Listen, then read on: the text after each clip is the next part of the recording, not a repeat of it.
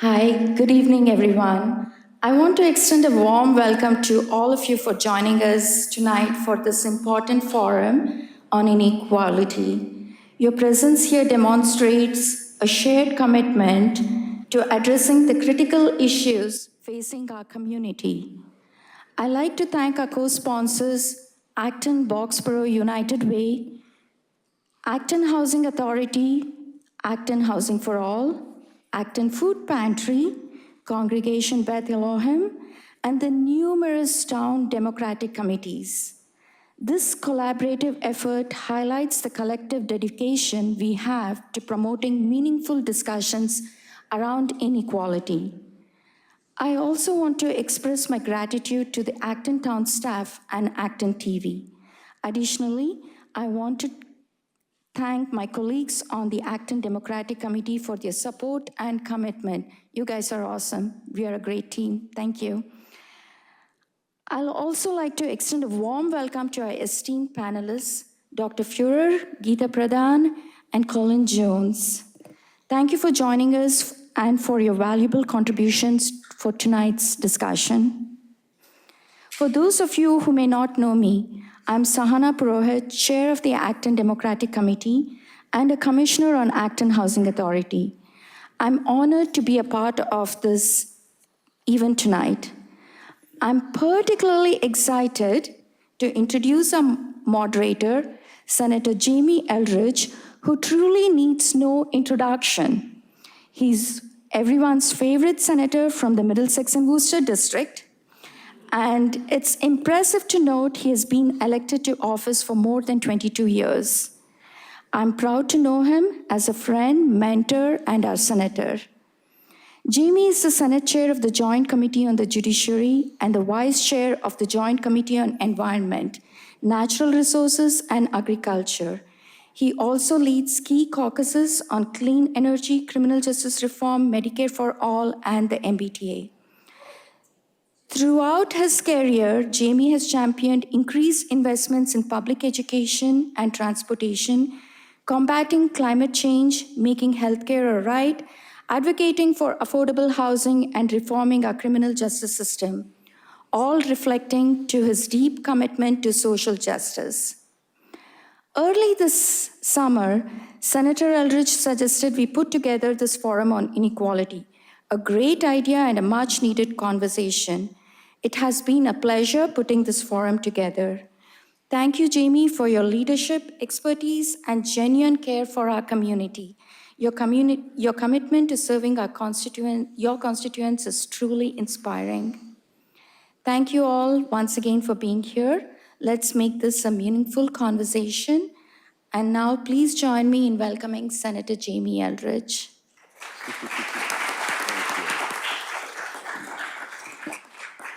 So thank you so much, Sahana. And this was an idea that Sahana and myself and a few other members of the Democratic Town Committee had talked about it, but it would not be. This is a tremendous turnout and everything is so well organized. I know a lot of people have already submitted questions. You can submit questions separately over the course of tonight.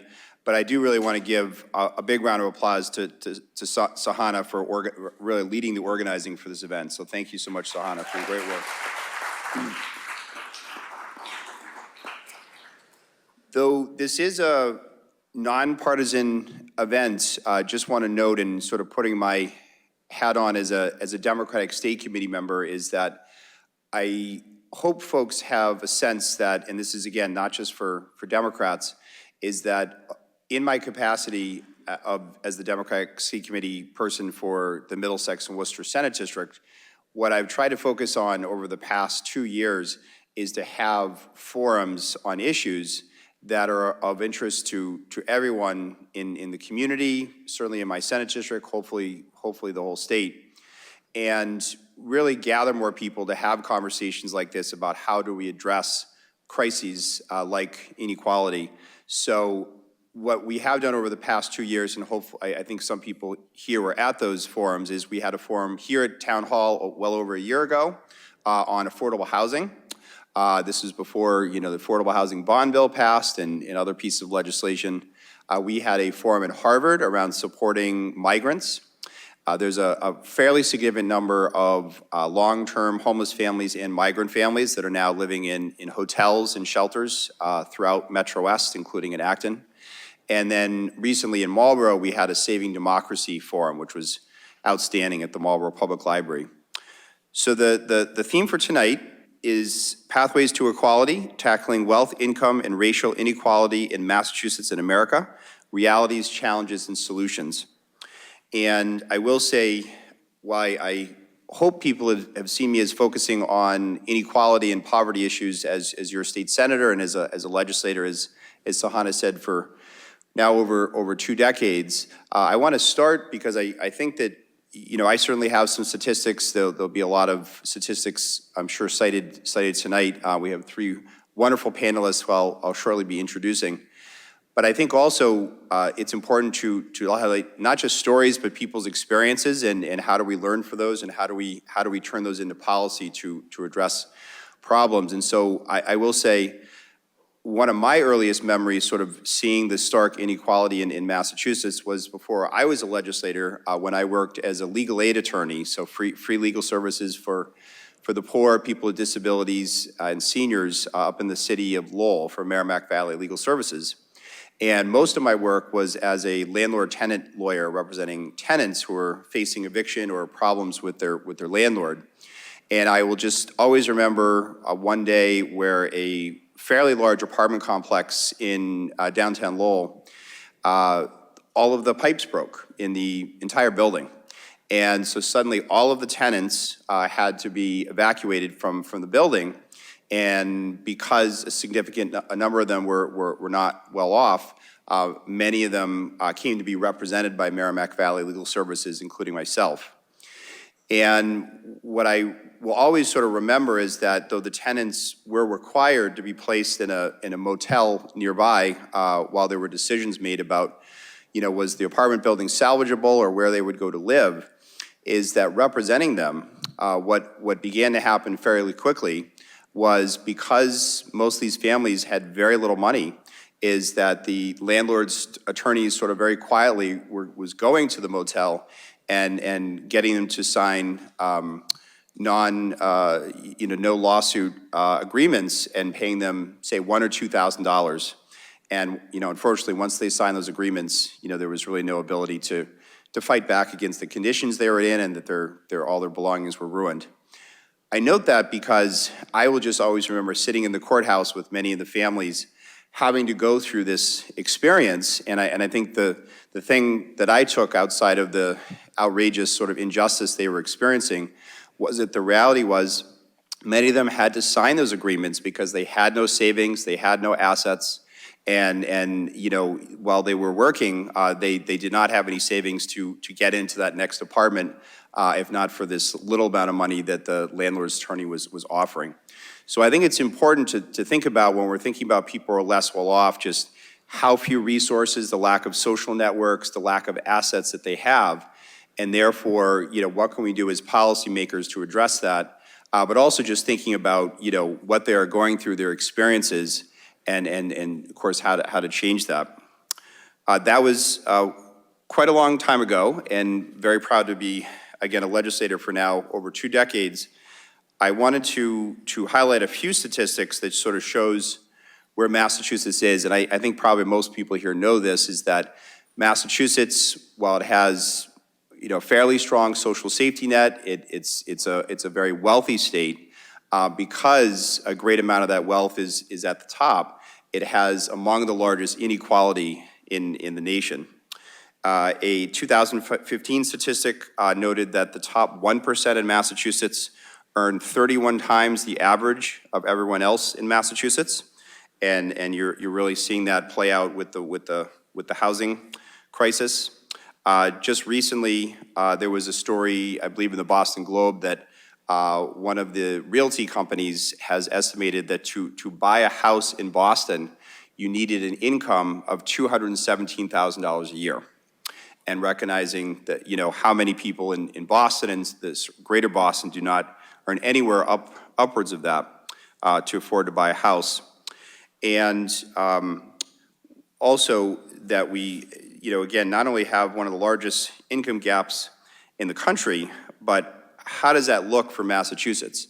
So Massachusetts being a population of about 7 million people, one of the things that I got very involved with as a state representative and continued as the state senator is something called the Asset Development Commission, which I encourage you to look on my website. It still has the report for 2009. We focused on very low, and moderate income residents. That captures about 43% of all working age Massachusetts households. So when you think about who is low income, who is moderate income, who is very low income, the fact that that's 43% of Massachusetts working age households is extremely concerning. And some of the recommendations, just to get a little flavor for some of the things that are happening at the state level, though we'll certainly hear a number of policy ideas tonight, is removing state-imposed barriers to asset development. Think about the fact that people that live in public housing who receive certain benefits, though we have eliminated some of them, many of them still, if they have $2,000, $3,000 in their bank account, they suddenly lose their benefits, and how that impacts their ability to become more financially independent. It's often referred to as cliff effects in the anti-poverty movement. Skill building and education, very proud of the investments we've made over the past few years with the Student Opportunity Act and now the debt-free college for many Massachusetts residents. But another area where I think it shows sometimes the differential is we're really not focusing, we're not investing enough in vocational schools. And now the waiting list for vocational schools are getting high, and thinking about disproportionately how many working class people that it impacts, that we're not doing enough investing. College savings plans, those are great. Obviously, debt-free college is part of the path to solving that, but there's still far too many families that can't afford to send their kids to college. And then a recent victory that we passed, state earned income tax credit. I've been proud to be the lead sponsor of that for many years. We have gotten it to 40% of the federal EITC this year. So there are ways that we can direct money to working class or low-income families. But again, it has to be targeted, and it's important to reflect that, last year, while the legislature did increase the EITC, about 33% of that tax benefit in the so-called tax package went to the wealthiest Massachusetts residents. So the Asset Development Commission was a way to try to tackle these areas. There's still a number of recommendations that haven't been implemented. But I'm just going to close and say that I gave the example of Lowell. Sadly, large percentage of people in Lowell are low income, but it's important to remember that individuals that are less well off are in our backyards as well, including here in Acton. Over the past, at least 10 years, I have been helping a family, and many charities in town have been helping a family that live at the Minuteman Motel, which if you drive on Route 2, you see it. You sometimes drive by and don't pay too much attention to it. But there are families that are living there, and these aren't there's obviously now a large number of long-term homeless families and migrant families, but there's also just working class families that can't afford rent in Acton, but want to stay in Acton, or they maybe have nowhere else to go. And these are families that really do struggle day to day, and yet they live just down the street from some of the nicest houses and people who are generally well off. So there's a lot of work to do, in each of our neighborhoods and our communities and our backyards as well. So that's a little bit of sense of the work that I've done, but we have 3 expert panelists that know much more than I do and have done tremendous amount of work around the issue of equality and inequality. So I'm going to introduce, I'm going to read each of your bios, and then you can present after I read. After I do my introductions. So directly to my right, we have Dr. Jeffrey Fuhrer. Jeff Fuhrer is a well-known and distinguished economist. He serves as Senior Vice President and Foundation Fellow at the Eastern Bank Foundation, where he co-leads initiatives aimed at tackling the racial wealth gap, including a comprehensive follow-up to the Federal Reserve's 2015 Color of Wealth study, which which I recommend you read that too. Jeff is also a non-resident fellow at the Brookings Institution, focusing on governance studies and economic inclusion. He is the author of The Myth That Made Us, which examines the impact of false beliefs about racism and meritocracy on economic structures. His work highlights the systemic barriers that contribute to wealth and income inequality, making him a leading voice in the conversations about economic equity. With a deep commitment to mentoring and fostering diversity within the field, Jeff actively supports initiatives aimed at promoting inclusion and addressing the challenges of racial and economic disparity. So thank you, Jeff. Next person, Geeta Pradhan. Geeta, thank you so much for coming out to Acton. Geeta Pradhan is the president of the Cambridge Community Foundation, drawing on her deep experience in philanthropy, urban planning, and community development to address the needs of Cambridge.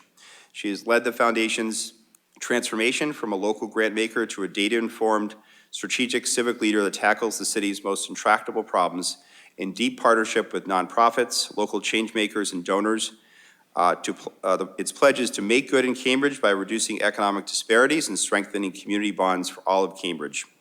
In 2021, Geeta co-authored the Foundation's Equity and Innovation Cities Report, highlighting the widening income disparities amidst Cambridge growing prosperity. She helped envision and structure the city's $22 million Rise Up Cambridge program, the only non-lottery cash assistance program of its kind in the country. The foundation is leading the research of the program to help make the case for policy change. Thank you again. And the third panelist is Colin Jones, who I've also worked very closely with, including on Debt-Free College. Colin Jones is a passionate advocate for education equity and an inspiring leader committed to social justice. He serves as the Deputy Policy Director at the Mass Budget and Policy Center. Colin is at the forefront of shaping research and policy priorities, focusing on K-12 and higher education policy and finance, critical issues in our quest for a more equitable society. Colin's journey is truly inspiring. Before joining Mass Budget, he served 4 incredible terms in AmeriCorps National Service programs, where he made a real difference in project-based learning, academic support, and entrepreneurship at organizations like Build in Oakland and Citizen Schools, Massachusetts. He also created exciting summer jobs programs for teens through the John Hancock MLK Scholars Program, opening doors for youth in underserved communities. So Colin, thank you so much for being here. And we will again begin the presentations with Dr. Fuhrer. Jeff. Thanks very much, Jamie. It's great to be here tonight. Thank you all for coming out. It's so nice to see a good crowd of people who care about these issues. They are, in my opinion, one of the top 2 existential issues facing our country over the next generation. That is dealing with problems of poverty and income inequality. Can you guess what the second one is? Anybody have a guess? Yeah, pretty good guess. Yeah. I am also a longtime fan of Jamie Eldridge. He's been my representative for quite some time. I met him back when he started, and he's been a consistent advocate for progressive and what I would call, frankly, just sensible policy changes that we hope lead to greater economic, financial, and human opportunity for all the folks who live in the Commonwealth. So it's just great to be here tonight. I put this up. This is the book that I wrote. I'm not trying to sell books tonight. You don't need to buy it. But it's going to make a point. I really want to say just 2 things in my remarks before we get into the discussion. Make 2 points. The first one is this. Income inequality and low incomes do not arise in the United States by accident. They arise by design. Our country has chosen to construct the economy in a way that delivers disproportionate benefits to a small group of folks, wealthy, high net worth individuals and large corporations, while allowing lots of others to fend for themselves and saying that all they need to do to succeed is to work harder. That's why the book cover is there. That's about bootstrapping.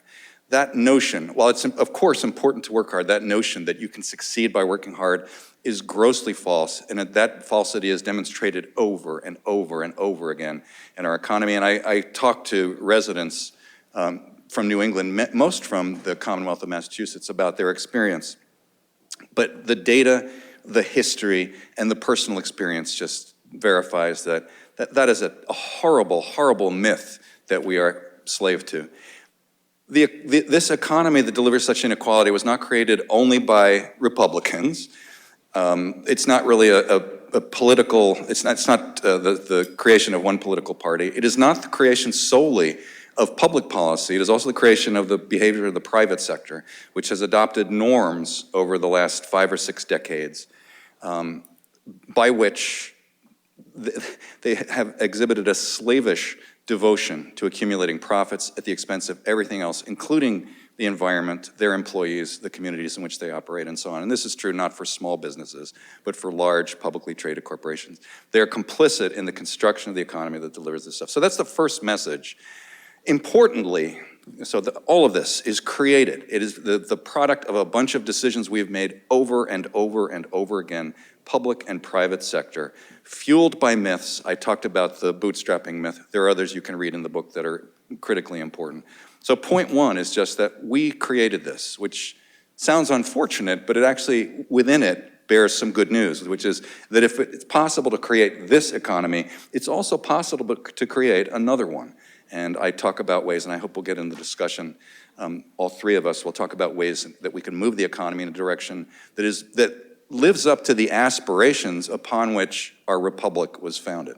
We ain't there today, but there is a way to get there. So point one, we made this, okay? We made this happen through a bunch of decisions. The second point I want to make is that it is most common to talk about the problem of income inequality, that is the disparity between the very highest earnings and the lowest or the middle earnings. That is, of course, important for all sorts of reasons. It builds in social and economic instability. But what I want to emphasize is that I would actually be happy if, in some sense, we left alone, I'm not proposing this, but I'd be okay if we left alone the incomes of the highest income individuals if we address the crushingly low absolute incomes of the millions of families in the US who don't have enough resources to succeed, to thrive. Now, make no mistake, I'm all for leveling out that inequality. There's no sense in which the average CEO deserves what he gets today, mostly he gets today at roughly 350 times the wages of the median employee in his or her corporation. There's no economic reason that that should be true, although I'll tell you, having grown up trained as an economist, there are economists who will spend pages and pages explaining, rationalizing why that should be completely acceptable. That, I think, is a failure of economics, not a demonstration of great imagination.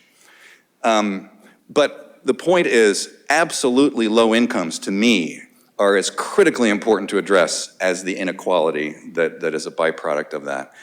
So, as a demonstration of how low incomes are, I think most of you will be familiar with the poverty rate and the poverty level in the United States, right? As the US government announces each year, here's a level of income, which if a family falls below that, we consider them to be in poverty. Okay. So in the United States in 2023, how many people know what the poverty level was, the level of income that defined poverty for a family of 4, let's say 2 adults and 2 children? Anybody want to guess? Some of you may know. 40,000 is too high. What, next guess? Sorry? 35 is too high. Do I hear 34? I'm conducting an auction here going the other way. It's about $30,750. Okay. So if you're below that income level, you're considered to be in poverty. Now, I think that doesn't even come close to passing the sniff test for what defines a family in need, right? So I'll ask you a follow-up question. How many counties, cities, locations, in how many counties or locations in the US can a family of 4 survive on $30,750? How many counties, or could you name one where you think that's the case?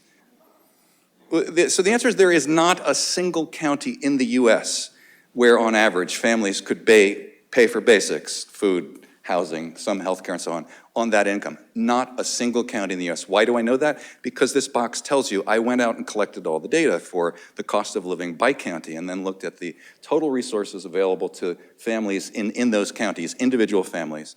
And what I found is that well over 1/3 of families in the United States do not have sufficient resources to pay for basic necessities. And if you happen to be a family led by a person of color, that number rises to 50% or more. So that's way higher than the poverty rate. And when I presented this data at the Harvard Economics Department, the department in which I was trained to practice economics, they said, that can't be right. And I said, you're correct. That cannot be the right outcome for this economy. We cannot be willing to accept that. If this were a NASA mission, we would be saying, Houston, we have a problem. We do. We have a serious problem. If over a third of families, and to be clearer, this income measure I use is after accounting for all of the government supports that are available to them that they get. After accounting for the income they earn plus supports they get from the government, still 1/3 or more, it's probably more, this is a conservative estimate, don't have enough to pay for basic necessities. So this is by way of saying that is my second point. Absolutely low incomes in this country, and it is true in the Commonwealth of Massachusetts as well. It's not as if that number of 1/3 is really only like 10% in the Commonwealth. No, it's also over a third. Those absolutely low level of incomes are a crushing problem facing the US today for so many families. So that's millions and millions, more than 3 times probably the poverty rate today. So you got point 1, you got point 2, crushingly low income levels. I will just point out that is just one of many statistics to point out how badly many families are doing in this US economy that we constructed, but fortunately that we can change. Those are the 2 points I wanted to make. I think I want to make sure the rest of the folks on the panel have time to talk. But those things I think are important. We made it happen. This is how bad it is. It ain't the poverty rate, it's something considerably larger than that. We have serious work to do, but it is work we can do, and I hope that's what we'll talk about in the rest of the session. No.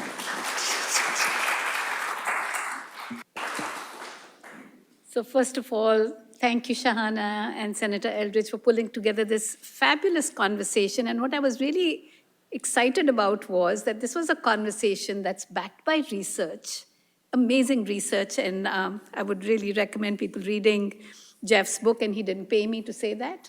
But I think, and it's grounded in the on-the-ground practice, which is what I'm going to talk about.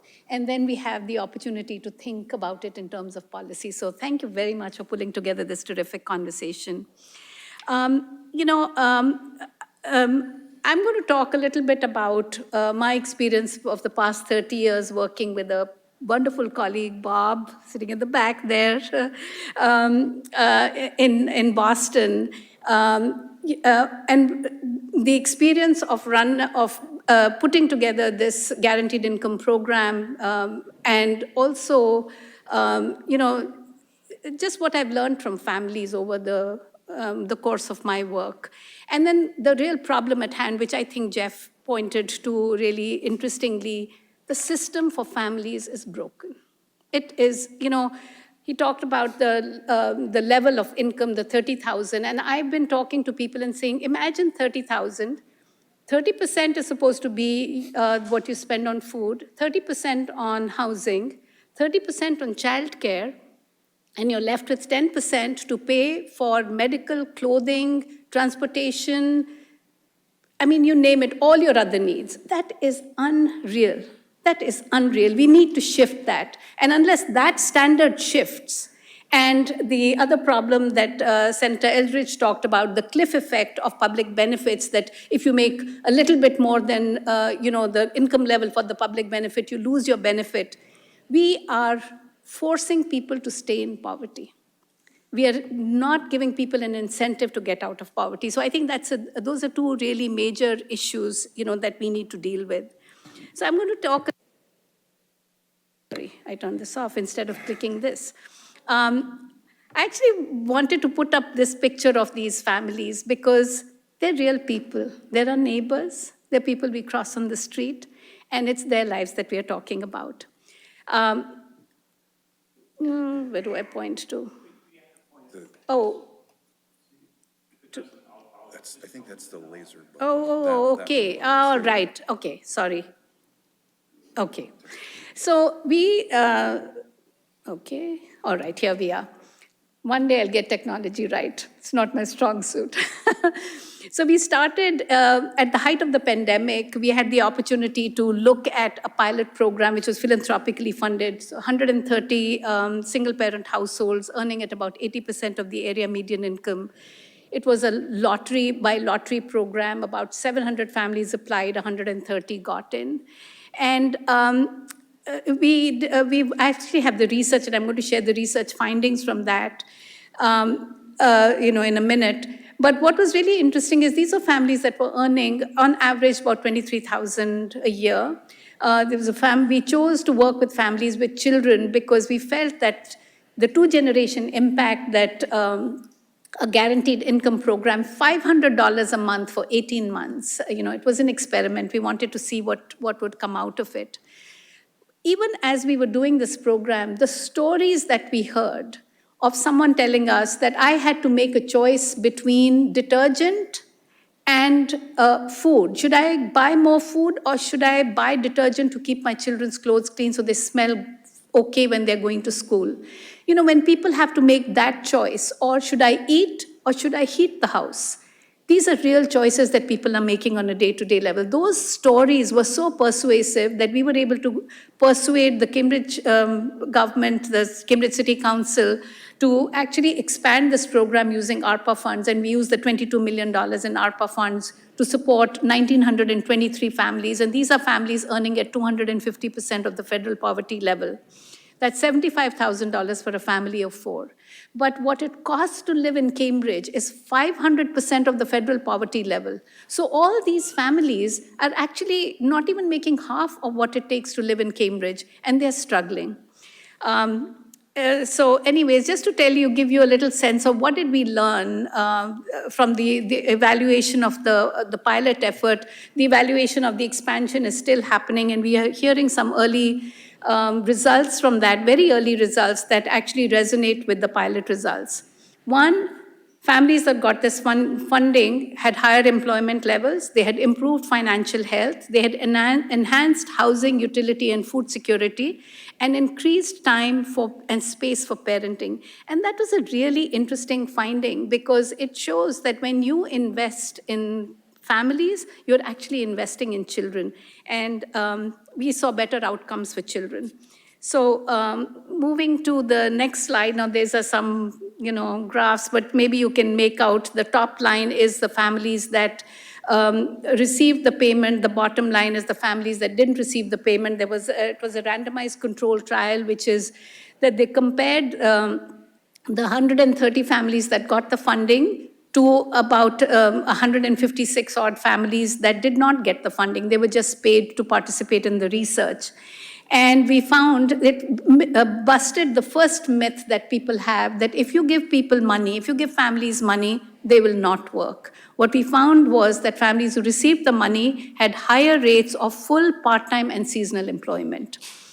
In terms of improved financial health, now, in some ways, it's a no-brainer. When you give money to people, yes, they'll have better health, but financial health. But families who received the payments had lower income volatility, that's understandable, enhanced their financial resilience, and were able to save $400 in emergency funds. And I don't know if anyone has seen the research that came out a few years ago that showed that more than half of America does not have a $400 fund for emergencies. And we all know in our lives how quickly your car can break down, the heating system can break down, something can happen, and if you don't have the basic amount to even see through a small emergency, imagine the distress in your life. The third finding was about enhanced housing, utility, and food security. Families use this money for basic needs. Food, paying their utility bills, diapers. These days, your phone is your key to everything, from your banking work to getting to some place to accessing information. That's what people were using the money for. And, we found that in almost all cases of the families that were using, that were getting the funding, were able to weather housing issues. And, it sort of made us realize one thing, that families fall into debt by $100, $200 short of money for your rent or your utilities, and it snowballs over the course of a year into a couple of thousand, in the course of 4 or 5 years into 10,000, it becomes insurmountable. And then you can never get out of that situation. We invest a lot in building new affordable housing, and I've been advocating this point. We need to prevent homelessness. We need to invest in families. And, these small needs, $500 is not that huge an amount. And it has made such a big difference in the lives of families. I think one of the most interesting things that we found was this increased time and space for parenting. Families that received the money they were able to balance work life and time with their children. They reported fewer school disciplinary actions for in and out of school suspensions and expulsions, and more kids placed in advanced placement classes and better grades and outcomes for children. So, these are just a few of the, things that we found, and how do I turn it off? You can turn it off, okay. But I think it basically made the point for us that even though we know that guaranteed income may not be the solution, because to actually work the solution, we had to get government to give waivers for all public benefits, because it adds to your income, and then your income goes up the limit of what public benefit you can get, and the value of that benefit is greater. So people are never going to be able to, get ahead in life if we don't either give blanket waivers for these benefits, but they're short of all of this small amount of money. Just a few of the learnings that we had from this was, one is that families need more cash. They need cash and they need the benefits, because they're just not making enough to make ends meet. The other thing was that families have varying needs, and these top-down approaches that we've had used since the start of the war on poverty, which said, if you get more education, if you get job training, you will get ahead in life, or if you work hard enough, the other myth about poverty, if you work hard enough, you'll get ahead in life. That's not always true, because families have varying needs. We found some families had a disabled child, an elder parent, a job that required a car which they didn't have, shifting timings for jobs that didn't allow them to go to work and pick up their child from school, because school got over earlier than their shift got over. So a lot of complexity in the lives of families, which we need to understand as we develop solutions for families. So I think I'll sort of end at that, because I think a lot is going to come up in the conversation. I do believe that there are solutions already at work. EITC is one example. The child tax credit during the pandemic lowered childhood poverty in the United States by 50%. It has now gone up, right back up to where it was earlier.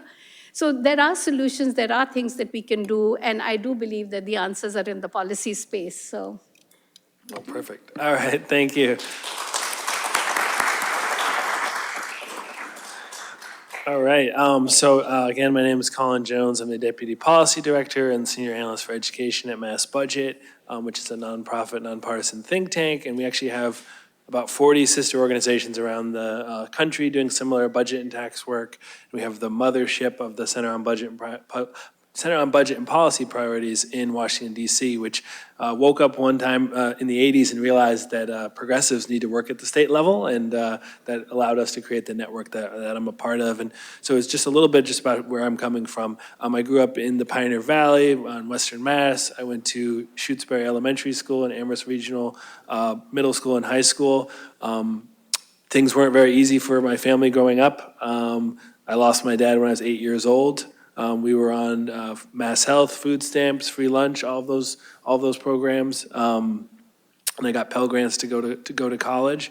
And so for me, I happened to be lucky that there was a little bit of resources on my mom's side. I happened to go to, again, Amherst Regional and Shutesbury Elementary, which had amazing world-class teachers. I was surrounded by people who had a very different experience as far as what they were going through. But for me, I had a great education, so that's been something that drove me to both get a scholarship to go to college and then do AmeriCorps to work with young people in low-income communities around the country, because I just wanted to be a part of something like that. I think I realize though, like especially working with ninth graders in Oakland who are 4 or 5 grades behind grade level and, who are in underfunded schools, maybe think like, this is so much bigger than this. Like we're really trying to do the best we can with nonprofits and volunteering and, serving our country, but there are just bigger issues to deal with. So that kind of led me to get interested in doing policy work. And so just to build on what everyone else said, I think it was like a great way to start here. And especially that these are intentional things. These are man-made systems and structures that we can change. And so I think just kind of, I'll rearrange a little bit. I do work primarily on education. I'm going to start with taxes and income here. And I think, Jeff started talking about this, but in the last 50 years, we had an economic structure that allowed folks at the top to gain pretty much all of the growth in the economy. It wasn't always like that historically. The period right after World War II did not have that. So as incomes rose for people at the top, they also rose for people at the bottom and the middle. And so all the trends we've talked about for the last 50 years and the decline of unions, globalization, all these other things, and then anti-tax, anti-government policies at the national level have all played a part.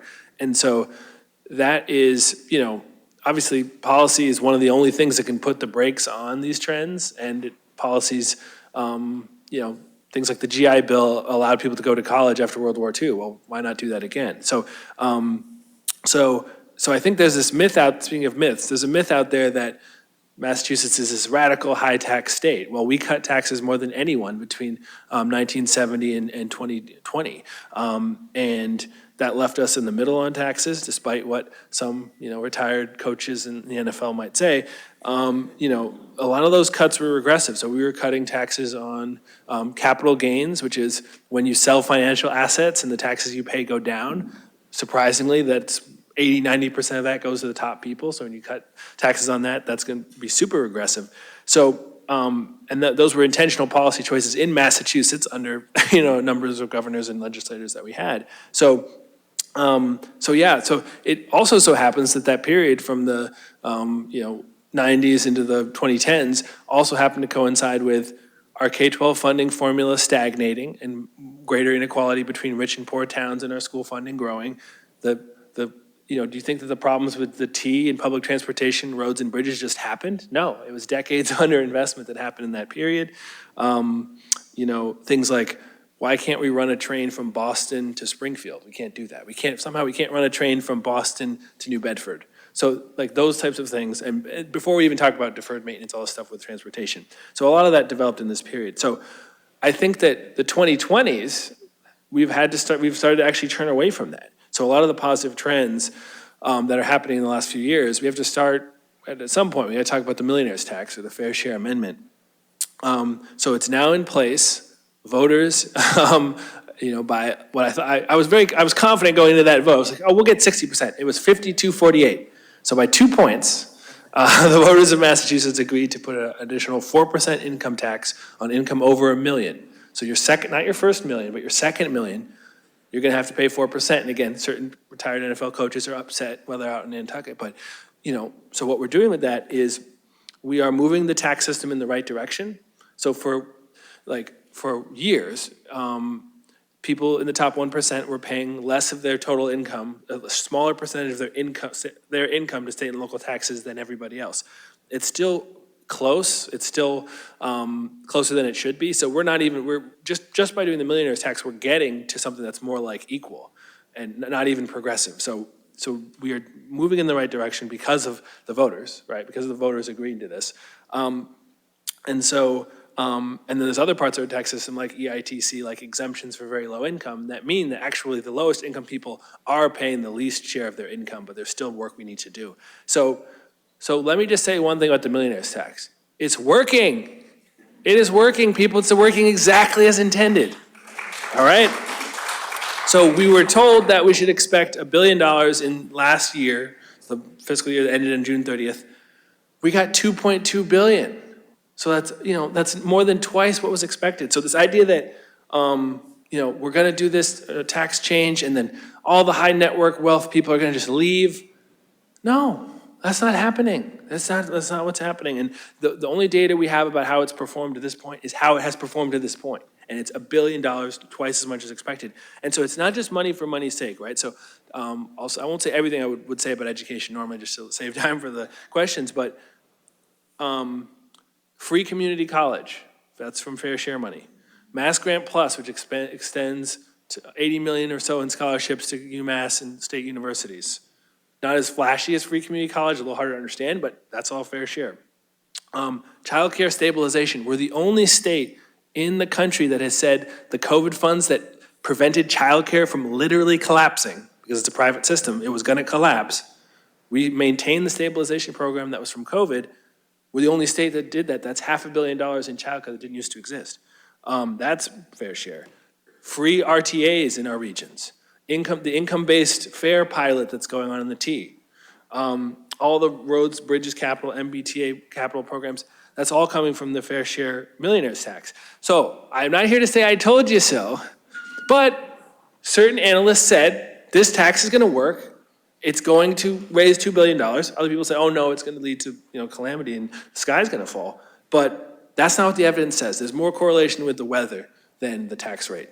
So, did people leave California and New York because they have higher taxes? No.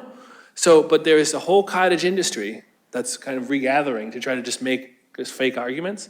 And one of my colleagues just did a report that's showing. Now, we still need to look at the, census data, IRS data, because it's so recent, the change, but there's no evidence of massive flight. The real challenge is how do people, especially young working class people, afford to stay here and live here? And we need to have better answers for that.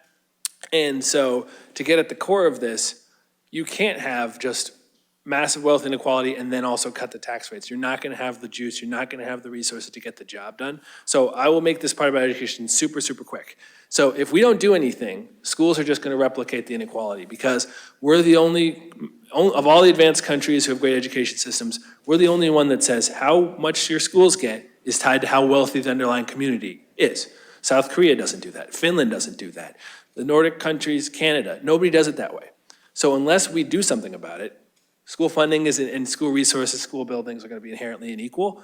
So I want every single district in this state, there's 320, to be as good as Acton-Boxborough, which is an amazing school district.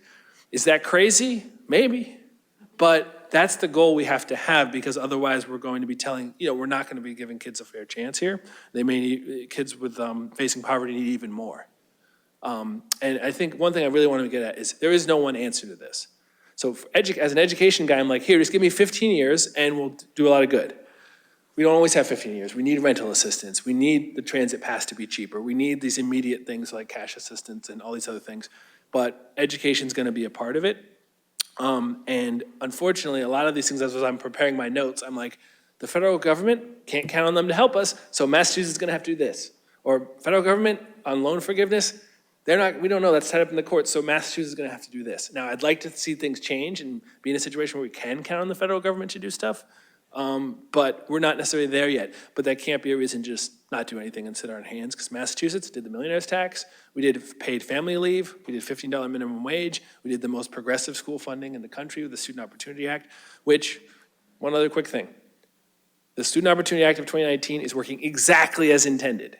2/3 of the funding from that bill, which is over $1 billion a year, even now it's year 4 of 6, is going to the most low-income, chronically underinvested school districts around the state. Not saying it's solving everything in education, because we have inflation, we have demographic change in the makeup of students and all that. It's not solving everything, but it's working to do that, which is invest in the communities that serve low-income and ELO kids.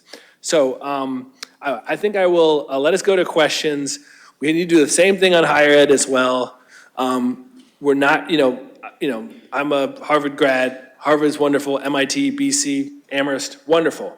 But that's not the answer for the vast majority of people in Massachusetts who all need beyond high school and who are gonna stay here, and they're not gonna go to elite institutions. So you need to have this be an engine. And I would also say it's all connected. So I think we have $2 billion potentially to invest. We need to keep a really close eye on that because it's not proper budgeting to raise $2 billion with a progressive tax and only spend $1 billion. That's just math isn't mathing.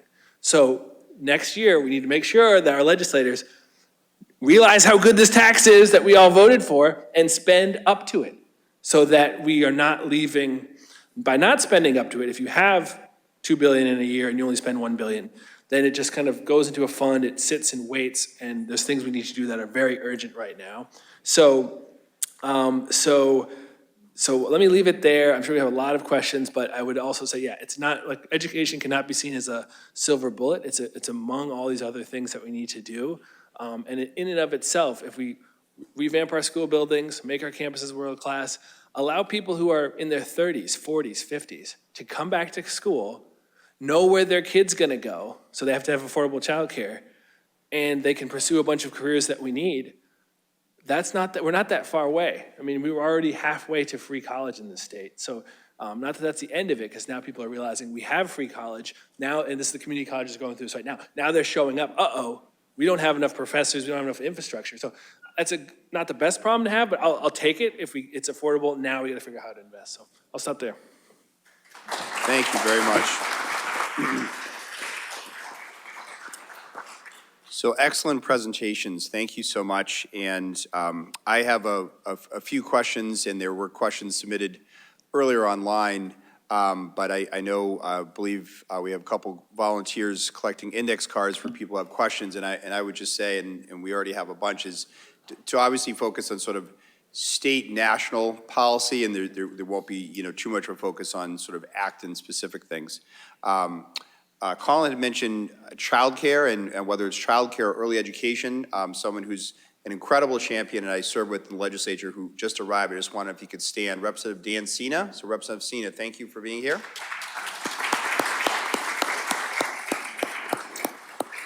So my first question is for you, Jeff, is that having read your book and some of the summaries, and I know you've been doing a bit of a book tour, is, there's such a focus on, okay, post-World War II, the incredible growth of the middle class in America, the policies that sort of really did expand income and the ability to buy a house, et cetera, to those who came out of World War II, so after the 1930s, early 40s. Those policies, what were those policies, and how were they changed or eliminated, if you will, since then? So one of the deep ironies of the policies put in place after World War II is it becomes apparent when we talk today about the heavily charged recommendation of reparations. So you all know what reparations is, I hope. So I speak about this on the road, and I'm an advocate. And people ask me this question: how could you design a government policy that boosts the opportunity to build wealth and income among a subset of the population? How could you do that? And the answer is, to Jamie's question, we already did. It was a different subset of the population. As I think most of you by now know, the programs coming out of the New Deal, that includes stuff that's related to the GI Bill, it includes housing assistance, it includes the way unemployment insurance was designed, it includes a host of things. They were successful in building wealth and income for some, not all, but many white families, but virtually no families of color. So what I propose is taking equal measures so that those folks who did not benefit from those wealth-building policies can benefit today in a way that makes sense for the economy today. I understand that there are folks who feel, and I'll put quotes around this, discomfort about talking about reparations because it's charged emotionally. And what I say in response to that is, one, discomfort is a good place to start a conversation. Two, I want to weigh your personal discomfort against centuries of exploitation, murder, discrimination, lack of opportunity. And I think this one weighs a lot heavier. So let's learn to live with that discomfort and start the conversation today with an eye towards getting to action within this generation that addresses the policies that earlier built wealth with a subset of the population so that it extends more fully to everybody who lives in this country. There is much more than that, but that's a partial answer to the question. Great, thank you so much, Jeff. Yep. Question for Geeta, and just reading about it, and thank you for talking about your, the program of guaranteed basic income that you've established in Cambridge. If you could talk a little bit about what that program specifically looks like, and also the cost and sort of looking at how, could that be scaled up and actually funded by the government to make a difference for working class and low-income residents? So the program itself is 18 months of $500 a month to families with children. It's an expensive program at some level. Like, you have to have that 20 for us, it was 2,000 families, about $22 million for 2,000 families. And it's difficult to find that money. And we're actually having that conversation with City Council and the city administration right now to try to figure out what a successor program could be. I think it is complicated by the fact, as I mentioned, that you have to get a waiver on public benefits. So I think it is often difficult to replicate because you have to find that money and you have to pull it out from some place to actually do this work. But I really go to the idea of the child tax credit, the federal child tax credit. It was the frequency of the money coming in every month, or even the unemployment money that was coming in during pandemic. And by the way, it makes me realize, that during the pandemic, we were incredibly creative. And we did things that we thought we did out-of-the-box thinking. We figured out solutions to problems that we thought we would never be able to figure out. And yet the pandemic gets over, and we wrap those things up like nothing ever happened. We never learned anything, and we are back to square one.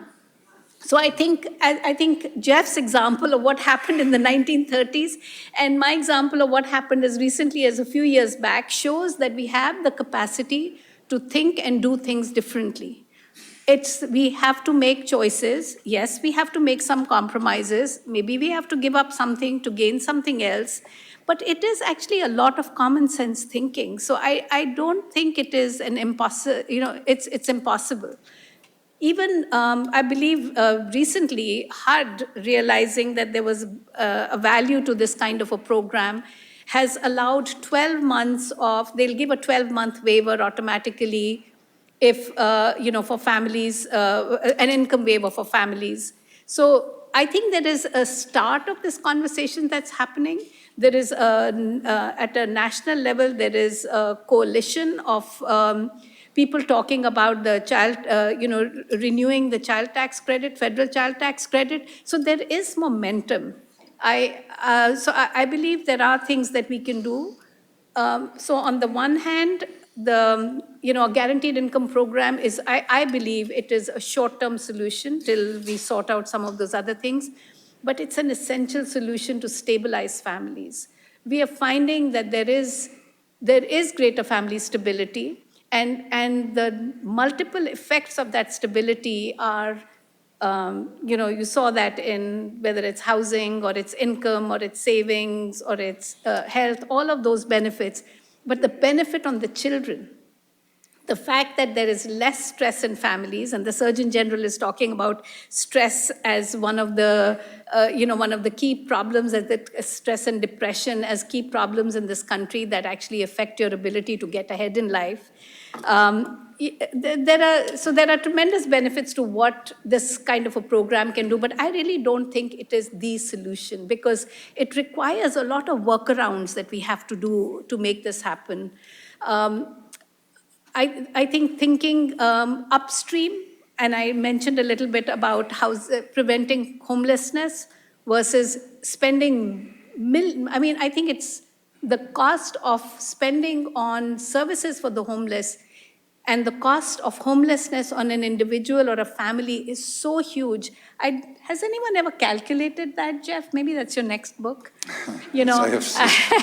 But we spend so much more on that, whereas upfront solution, whether it's investing in early childcare, whether it's investing in public health and healthy lifestyles, healthy food, nutrition, preventing homelessness, there are strategies that we have that we are not choosing to follow and are looking at dealing with the problem once the problem has happened and entrenched itself and has become really expensive. So a long-winded way of answering your question. A quick comment on your allusion. So in my book, I do calculate the loss each year from withholding opportunity to individuals in the U.S. In terms of poor healthcare outcomes, below sustainable wages, all of these things, add them up. It's about $15 trillion each year. So things, basic income is expensive. Losing $15 trillion a year of economic opportunity is massive, and that's every year going on and on and on. I had more to say about the stuff that you said too, because there's so much in that. I think it was fascinating that during the pandemic, we mobilized in weeks to spend trillions of dollars to stabilize the economy for public health reasons. And as you said, when that was over, it evaporated. Why was that? So it speaks directly to the narratives that we hold about what's going on. During the pandemic, we could point to an inanimate viral enemy that was hurting us, killing us, right? An obvious enemy against which we mobilized to combat. When that was over, we're back to the old narratives that poverty is about people who don't work hard enough and are making bad decisions. The victims are the perpetrators. That's our narrative. So in those circumstances, we go back to the old narrative. We're not going to mobilize resources to help them because our view as a country is they don't deserve it. And that is absolutely at the heart of a bunch of our problems. And it has been almost since the founding of the country. There's documentation going way back. So there's much more, but it's just such great comments. I wanted to help chip in on those a bit. Great. Thank you both. Colin, you talked about, and I know you really know the numbers around financing education, including, as you mentioned, the Student Opportunity Act, passed several years ago, so we're a few years now into funding it.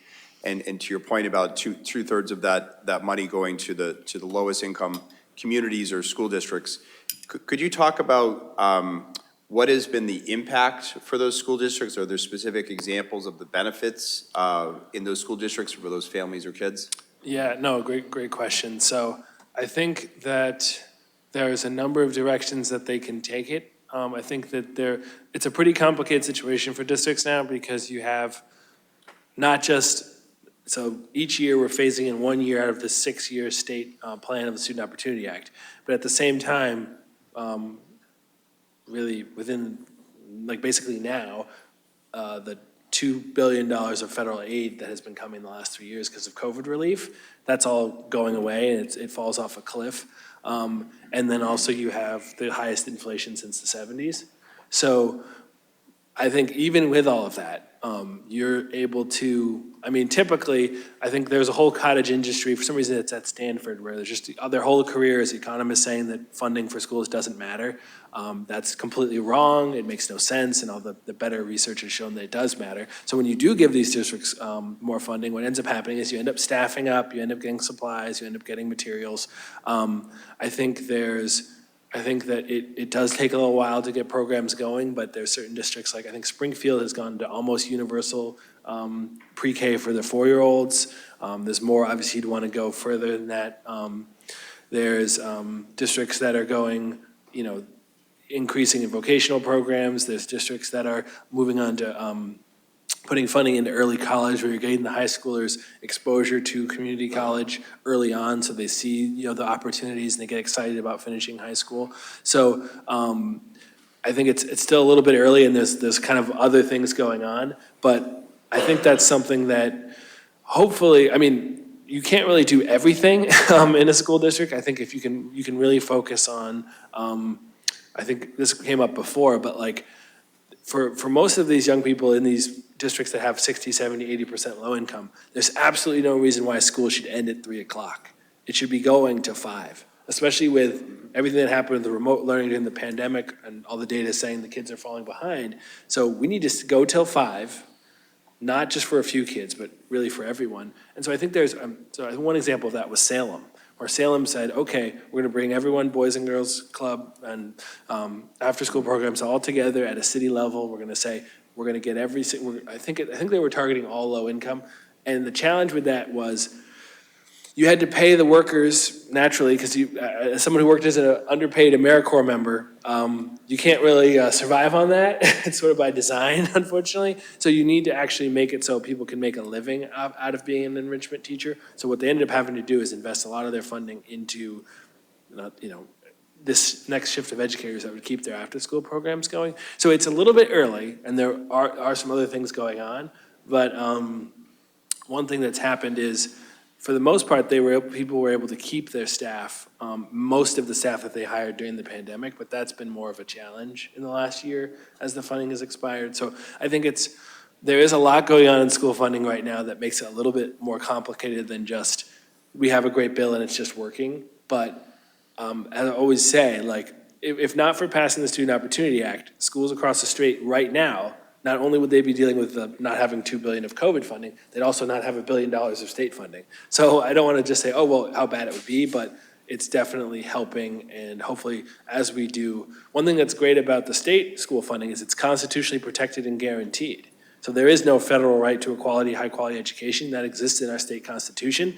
Therefore, all of the, billion plus that we've invested in K-12, that's never going away. So districts can plan for that and hopefully start doing even more with that. Great, thank you so much. We have had a number of excellent questions that have come in, and again, welcome people to submit more. And this is a question for, you can each answer or whatever you wish to do.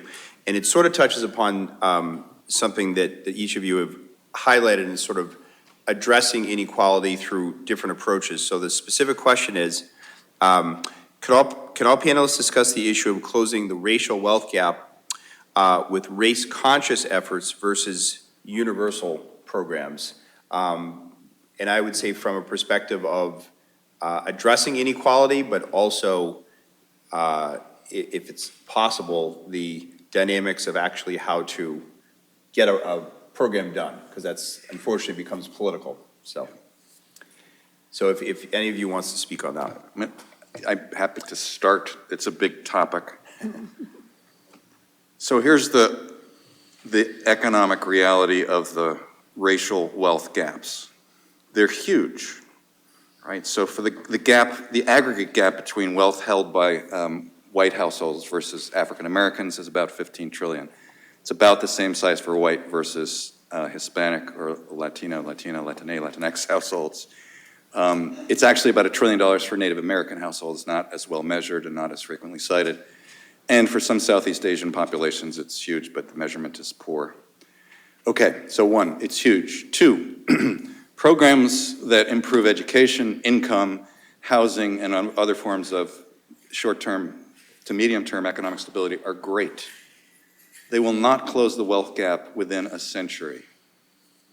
A century, right? It's just, right, I mean, you can do the math, essentially, which is what I and some others have done. Do the math. If you equalize today incomes across racial and ethnic categories, to say nothing of gender, that's still a small problem.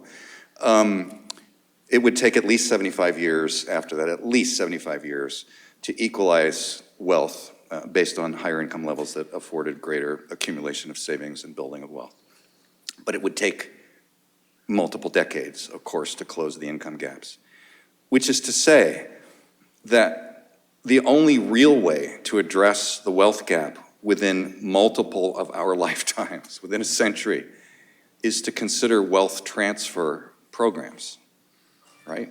Okay, now as I said earlier, those are controversial. Let me give 3 examples in increasing order of political difficulty.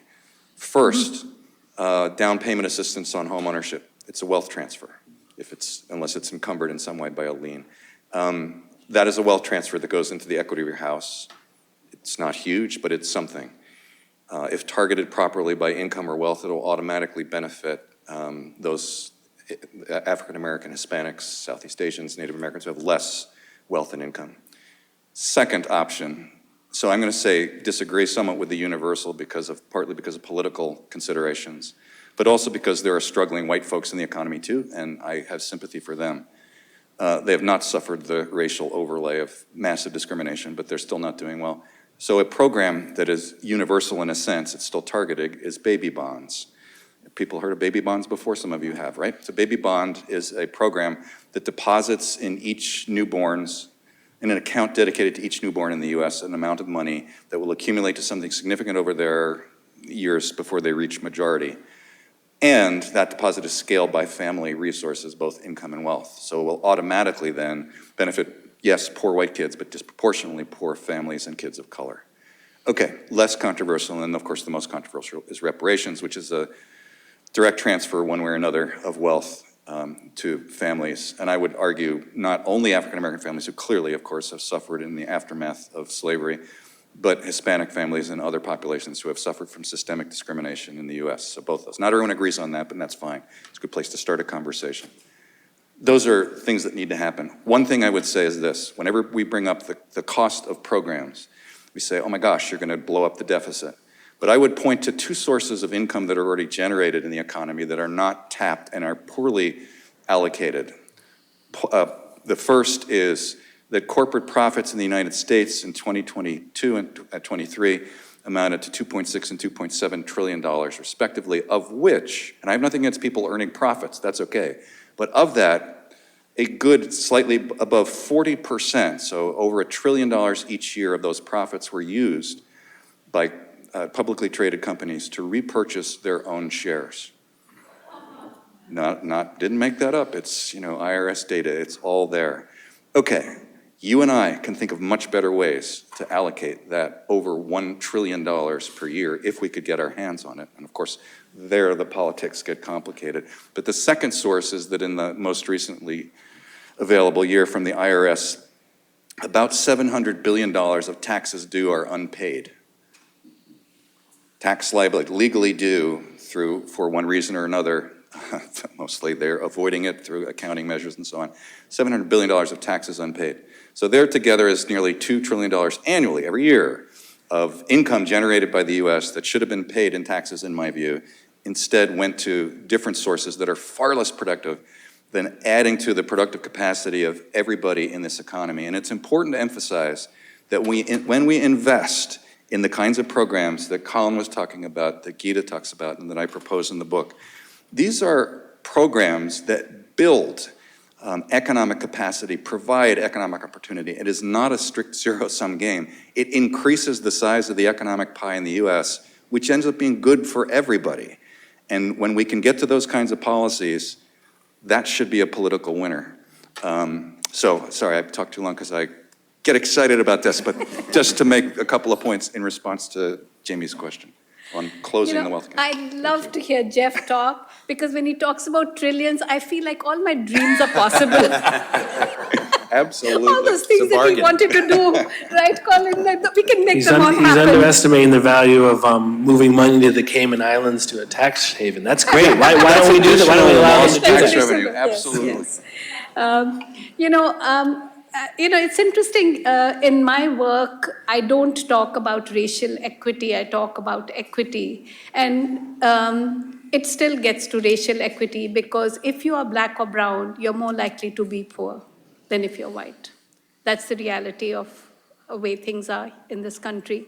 So I've gotten away with talking about equity so that it's non-controversial.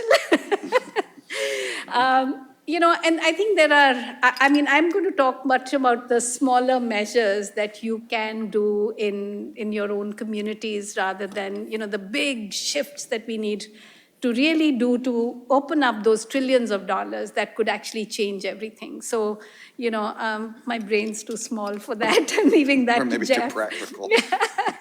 For instance, we just funded an equity audit of the Cambridge Public Schools. And the reason we did that was because outcomes for white and Asian kids were at 80 to 90% of proficiency, and for black and brown kids were at 30 to 40% of proficiency. That's unacceptable, particularly for a school system that spends the most in this state, which is actually $40,000 per student, which is shocking. I met with the school superintendent, and I was having a conversation, about how public sector bureaucracies get bloated.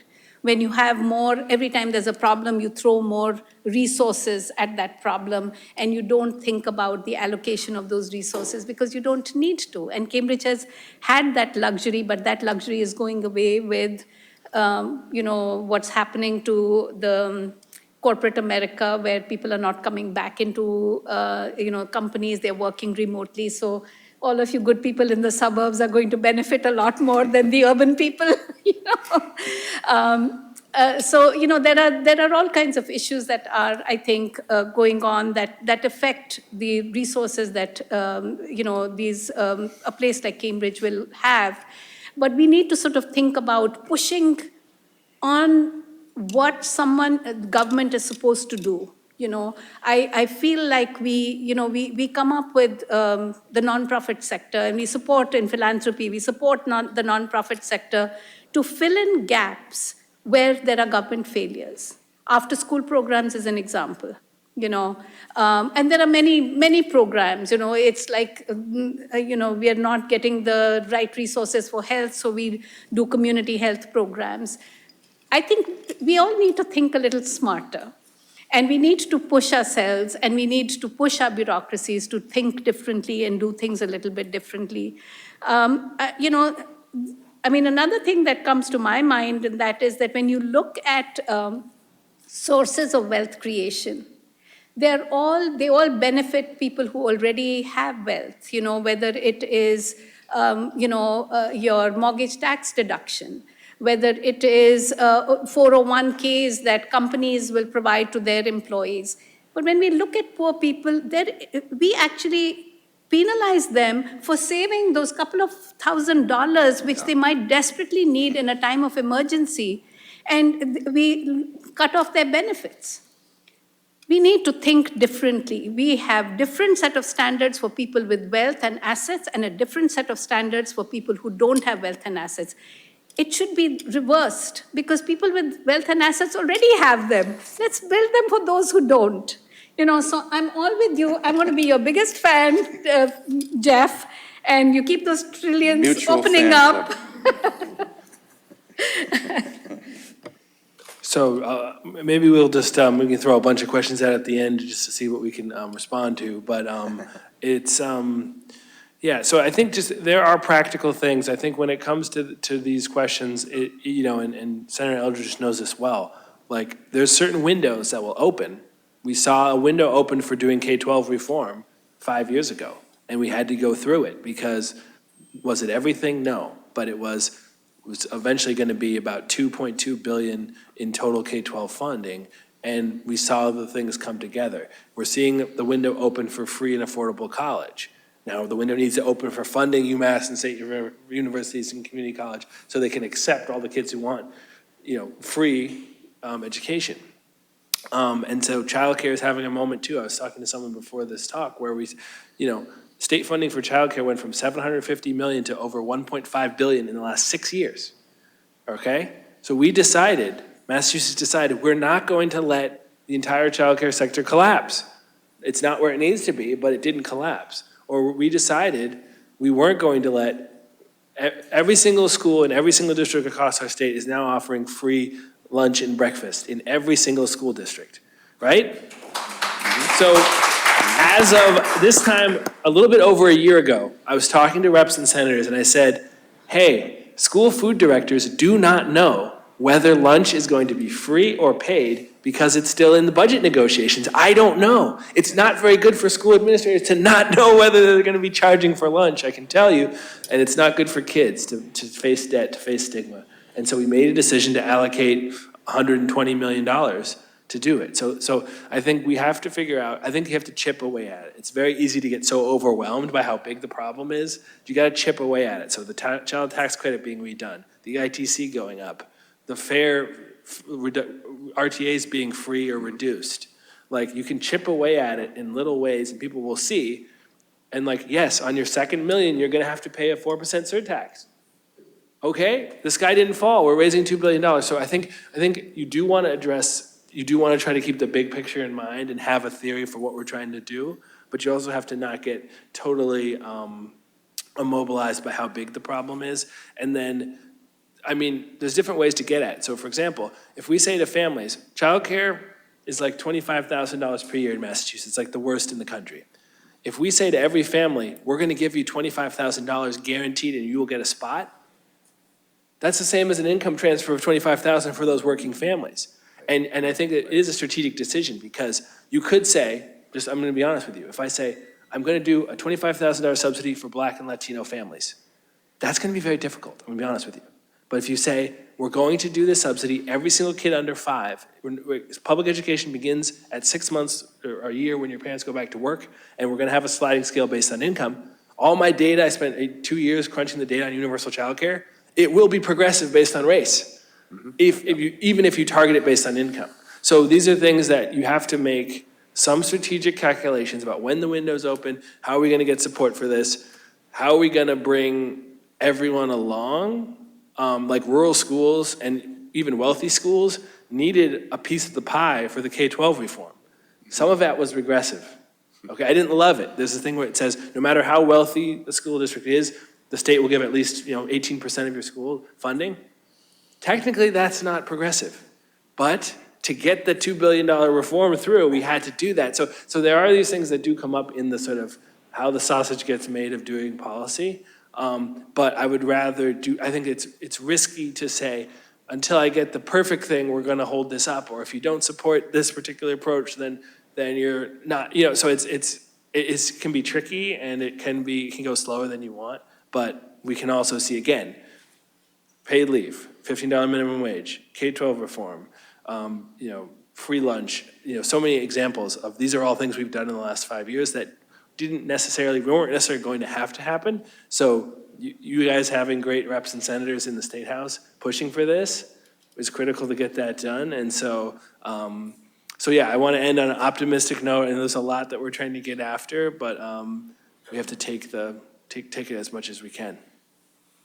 Thank you so much.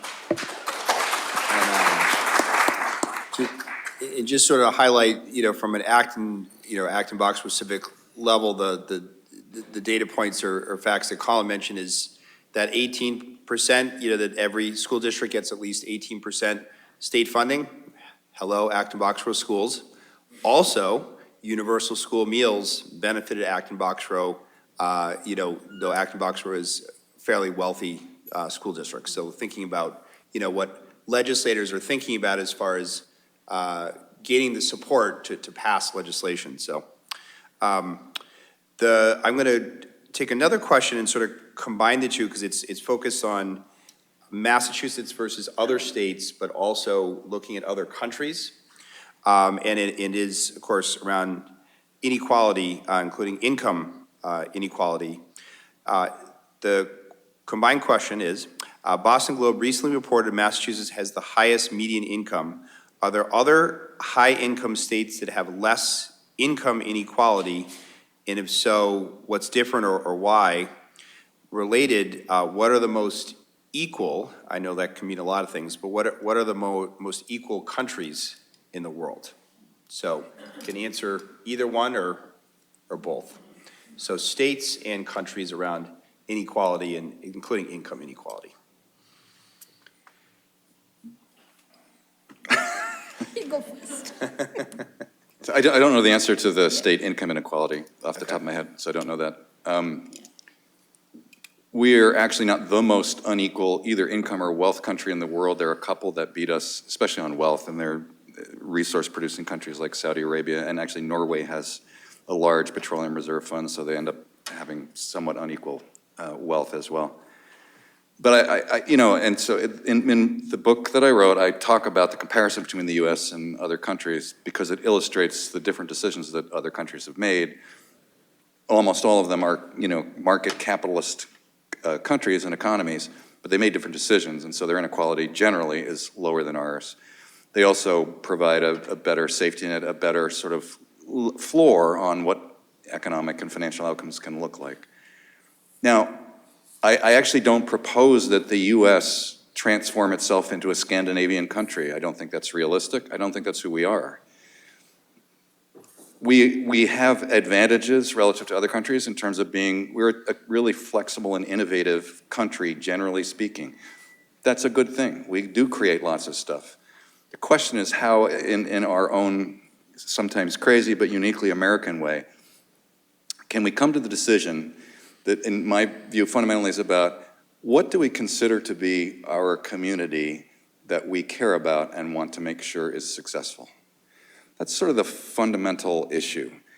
And what's interesting is if you go to communities around the United States, rural, urban, poorer, I won't say the most wealthy ones because this may not be true, but in all those aforementioned, people do have a sense of community. When something goes wrong in that community, they tend to help one another out locally, well-defined local small communities. That's great because it speaks to an aspect of the way we are as human beings that is optimistic.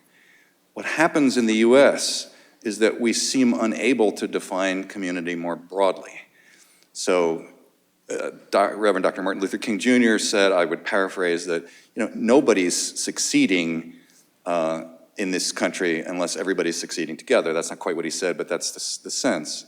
I would endorse that fully. I don't understand how in Massachusetts or any other state or town in the country, we can feel comfortable knowing that while our kids are all safe and getting good education, there are other kids who, through the great lottery of US life, were born in a different community and have very little chance of succeeding. We don't, as a country, really care about that. We say, well, Mississippi did that to them, and that's not our problem. No, that is our problem. Those kids who are born there and the adults they become deserve just as much concern from us as the ones who live within our town. They're all part of the nation, and of course we could extend this globally, but it's even more trillions of dollars. So I think that's actually a national project, which is to get us to pull together as a nation, not a bunch of loosely confederated towns and sometimes states that all go their own ways and generally let people participate in the great lottery of life, whereby if you're incredibly lucky, if you are born white and already have family resources and wealth, you're going to succeed, and otherwise, too bad, you lost the lottery. That's really the way our economy works. That can't be right, and a lot of it comes from thinking about whether we really construe our community to be everyone who lives within our borders and perhaps outside. I would argue outside. Or are we incredibly parochial? The folks who look like us, live nearby, those are the ones we care about. Everybody else is suspect and probably is not working hard enough, right? And is lazy. That is part of the solution, is getting us to understand. Part of that is by building some relationships. How many of us know people who aren't like us, who don't live in the same neighborhoods we do? How many of them not like us in terms of race or ethnicity or income or economic background or social background? How many of us? The answer is not enough.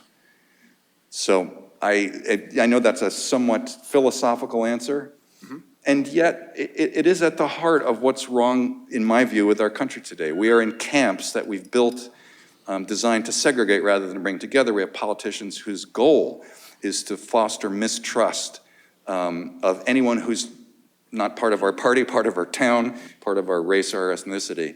It needs to be exactly the opposite of that. And then we would find that together, within the country, as I suggested earlier, we have all kinds of resources to build the opportunity that we need if we would think about our country in that way. So sorry for the philosophy, but I think it is at the heart of what's going on. Thank you. You know, it's interesting that you talked about the social connectedness and sense of community. As a foundation, our principal focus was looking at income inequality, because Cambridge is such an unequal community. We've got billionaires, and then we've got families earning $13,000 a year. And the response that we generated from that conversation was that social cohesion and economic mobility are inextricably linked. You can't do one without the other. If you don't have a sense of community, you're not going to care about the economic differences. And if you have economic differences, you're never going to create the sense of community, because people are living such different worlds. So, I love this idea of connecting income inequality to sense of community and social cohesion. I think there's a lot of research that actually shows that people are happier, they have better lives, they're more, fulfilling lives if they have the social connections. We are also finding from our research on this on-the-ground work that income itself is not enough for people to live a good life. You need the social supports around you. So, so that I just had to say that because it triggered that thought for me. When I don't know enough about states and countries, but, I just look at what is happening in Europe. People pay much, much higher taxes than we pay here, that we could ever even imagine paying over here. But I do know that an artist, for instance, in Europe, my son is a musician, and he complains about this all the time, about how poorly the arts community is treated in America. Because when he travels to Europe, he finds his European musician friends, they get a monthly stipend from the government. They are paid because there is a recognition about the value that they are providing in their community. And I think you can only think about that value when you think of someone as part of your community. When it does bother you that your neighbor doesn't have enough to eat. I look at Cambridge and I'm shocked by data that just came out from the USDA that was shared with us by the Greater Boston Food Bank, that 1 in 3 Cambridge residents don't have enough food to live a healthy, enough nutrition to live a healthy, fulfilling life. That means every third person, that means 1, 2, 3, you don't have enough food. I mean, it's that close to us, and we don't think about it. So, I think there's a lot that we can learn from other places and about the sense of community that will foster more caring about the issues of income inequality because it's so close to us. Yeah, in some ways, one thing that I realized, so I was kind of looking at the question of, if we did say every single kid under 5 is going to get a high-quality guaranteed spot in childcare, what would that take? First of all, the math got a little bit crazy. People got a little scared. But what I found was, you remember that after the American Rescue Plan, there was another bill. I won't want to say the name because it brings up too much trauma. But there was 2 votes. If the 2 votes had gone differently, there was a bill that was going to do $400 billion in childcare. So I do quick math. About 1% of that would have gone to Massachusetts. That would have been $4 billion. That would have been basically 80% of the cost of doing universal childcare would have been done through that unfortunate bill, which I won't say the name. But 2 senators didn't vote for it, so we couldn't get to 50, or we couldn't get through a filibuster. So it can be closer than you think. You have to do some things, like we have to prepare for the world. Like I said, I was preparing my notes. I was like, well, the federal government's not gonna help us with this, so Massachusetts did. A few things go differently. A couple of elections go differently. You have a workable ability to govern. That's going to take a lot in this country. But things could be a little different, and those are things that are achievable. And we aren't as far away as we think. And I think I also don't, off the top of my head, I don't have the ranking of which states have the most inequality. It's pretty bad everywhere. I think you sort of have lower income states where the top is lower, and that means it's closer to the bottom, but it's not great anywhere. And I think even, again, when I was looking at universal childcare, I was like, okay, I can look at what Germany has done, I can look at what Canada has done, those are great. But the best example I could find is that the US military says, just for combat readiness, you have 2 parents, they have kids, they need to have somewhere for the kids to go, otherwise you're not gonna have military readiness. So they run a universal child care program for the US military, the same way they do for healthcare. So it's an American example of us deciding, for this particular set of the population, active military, childcare is too important for it to get in the way of you being ready to do your job. What we learned during 2020, and my son was 2 at the time, so I went through the childcare shuts down, then you're on your own, you're figuring it out, you're working, and we had it better as office workers, all right? So we all discovered that it's essential for everyone to have it. So I think we can definitely learn, and nerdy researchers like myself and Jeff can learn cool examples, but we've also got to remember, there's some very uniquely American things. Again, the local school board that decides how much of this community's wealth is gonna go towards its schools is a very uniquely American thing, but God bless America, this is how we do it, so can we make it work better? And for us, the answer is have the state come in and make it more equal. And then over the long term, one of the crazy things about all of this, the ironies of all of this, is that in the federal perspective, Massachusetts is paying way more in federal taxes than programs are coming into Massachusetts. We are subsidizing lower income states who mostly don't have the same political alignment that we do, but we all pay our taxes, like we want it to go to good things, and we don't like hold it against people that they get more Title I school aid because they have more low-income kids. But you wouldn't think that was the case from how people are, what the discourse is like. And so that's going to be a longer project that we have to like prepare ourselves for. And I'd like to be optimistic that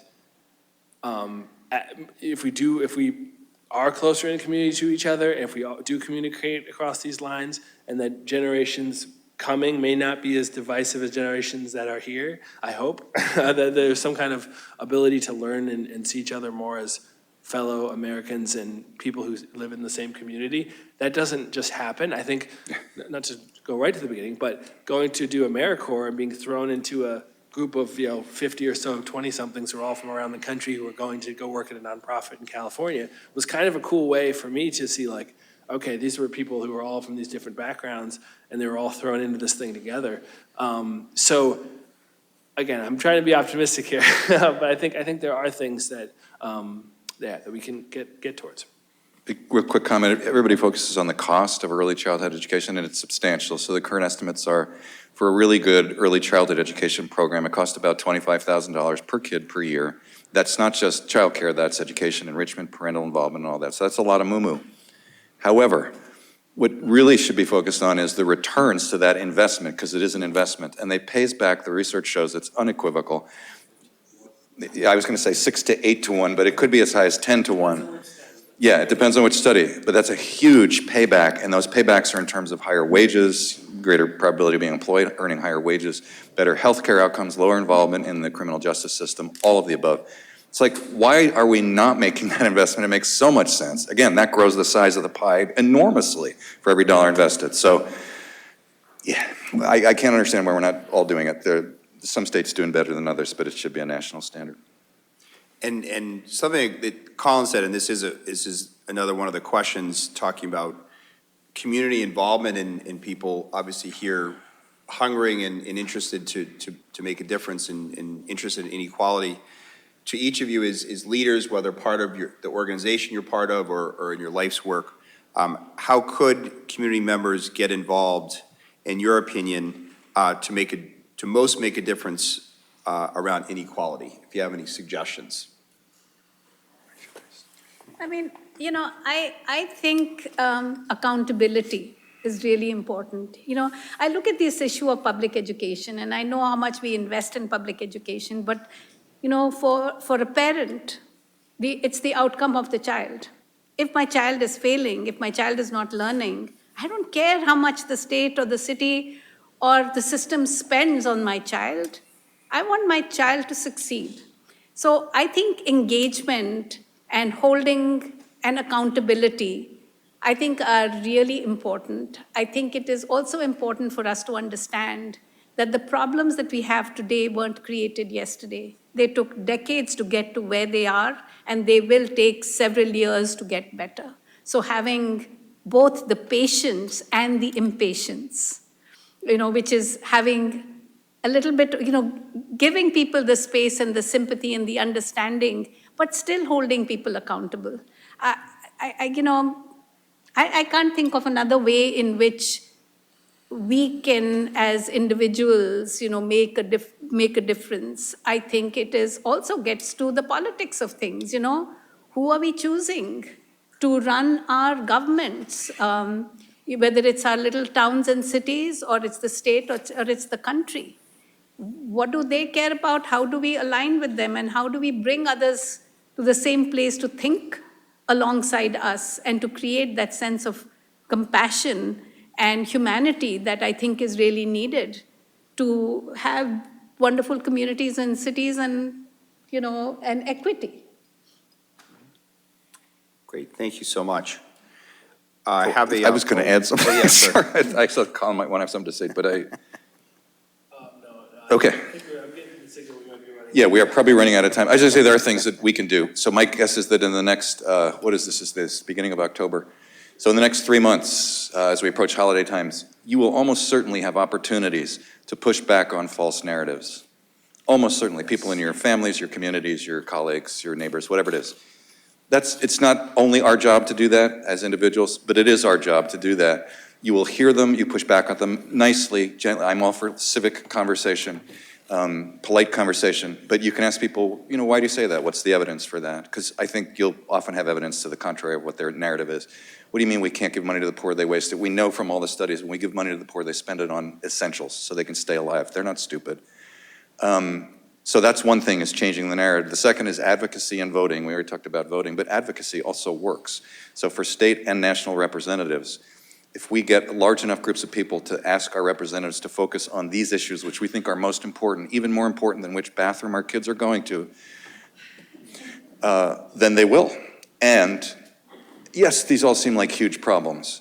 We as a nation have solved huge problems before by banding together, by a collective public will. We can do that. It starts with people organizing and pushing, individuals doing that. A few individuals starting, snowballing. We can change all of this. It's not hopeless. It never has been. So, some things we can do. Thank you. One last question, sort of I would say a softball, which is good. There's been some tough questions tonight. If you could implement one new policy in Massachusetts to best combat inequality, what would it be?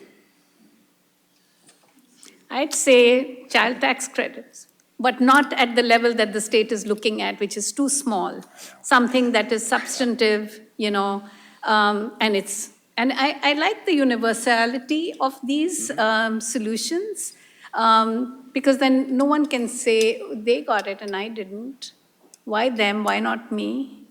Because I think there's a value to that, equalizing. And if I could, before you comment, Colin, just on the child tax credit, because I was one of the lead sponsors of the tax credit, is what we did is it's all families receive it, including those who are undocumented or mixed status, because we found there was a real barrier, including a lot of the COVID money where it only went to legal permanent residents or U.S. citizens. So we made sure that child tax credit was for all families, including those who are undocumented. Go ahead, Colin. Okay, if you make me pick one, I would wave a wand and I would have the $5 billion I need to do universal, affordable, high-quality childcare. Because what you're doing is you're saying to all of those parents, here's basically a $30,000 a year subsidy. You don't count it against benefits. You just say, we're going to serve you wherever you are. You're going to pay the teachers $80,000 instead of whatever they make $30,000 or $40,000 now. You're going to help workforce. Again, you make me choose an education person. I want all of them. My second one would probably be career tech education. But one other thing to leave you guys with is, we are the super energized people who are showing up to a forum, at 8 o'clock on a Monday, and you got to pick your battles. You can't do everything. We only mentioned climate a little bit in passing, but it's a huge crisis. So pick one of these things that you really want to get deep with and really follow it and really see who's doing this, who's leading on this. So I can't say, because I live in Ashland, I can't say Jamie's my favorite senator because I'm in the Senate President's District. But even though that's the case, I'm still talking to Jamie's staff all the time about what are we going to do on higher ed. So figure out who are the leaders on those particular issues. And it may not be the committee chair, maybe somebody else you didn't think of. And so let's pick what that may be for you, and, making progress on that one thing, knowing that, hey, your other friends are more interested in this issue, and making sure the library is funded well, making sure that the roads and bridges are better in the town, making sure the school district figures out its reading program. There may be something else that you do. You don't have to do it all. If you do your part, and then you know that you can lean on other people who feel similarly to do their part, that's a big deal. And it can be easy to get burned out, but I think it's between picking your battles and then also realizing, we had to fail on that school funding bill and then come back again after 2 more years of work, and it was really more like twice that. So There's going to be fits and starts. There's going to be things that work. There's going to be people who don't listen to evidence, and you have to kind of say, you know what? Like, every single kid, I heard that every millionaire was going to leave the state. Well, it seemed like they're still here, and every single kid gets two free meals every day at school. So should we not feed kids? Do you want to have that conversation? So I think there can be ways to not have that be like the stereotypical Thanksgiving that goes to hell, but still have like a reasonable conversation. So Colin said at one point, there's no one answer to this question, and there's not, so I agree with these other answers. I would say housing.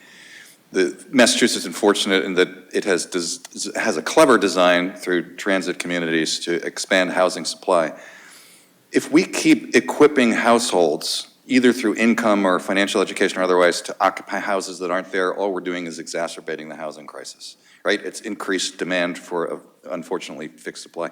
Estimates are that we need another 220 to 240,000 units just in Massachusetts. It's millions in the US. That program will help. It won't get us there. So I would say things that use levers to push on zoning to open up more housing supply are absolutely essential. You can't imagine what it's like not to have a house to put your head down at night. That's ridiculous. The final thing I would say is, you guys are here tonight. Colin said, this is the folks who feel urgency about this. You guys are part of the leadership to actually make these changes. You're the ones who are going to help move the charge forward, so please do.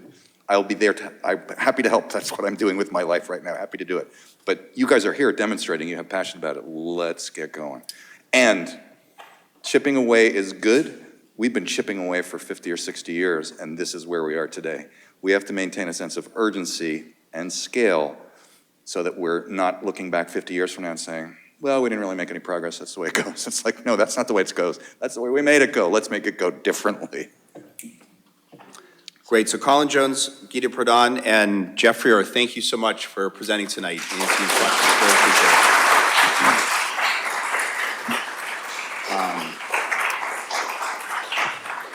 Thanks everyone for coming. Obviously, we have a very important election in just over 2 months, so I know people are active on that front. And this was organized, led by the Acton Democratic Town Committee. I know there's people here from other Democratic committees, other groups. If you have ideas on issues, like I mentioned at the beginning, housing, climate change, supporting immigrants, please be in touch with us. And a final thank you to Sahana Purwitt, as the chair of the Acton Democratic Town Committee. Thank you so much. And our wonderful tech person, Bob Ferrauer. Thank you, Bob. Okay. Thanks, everybody, for coming. Have a good night. Thank you.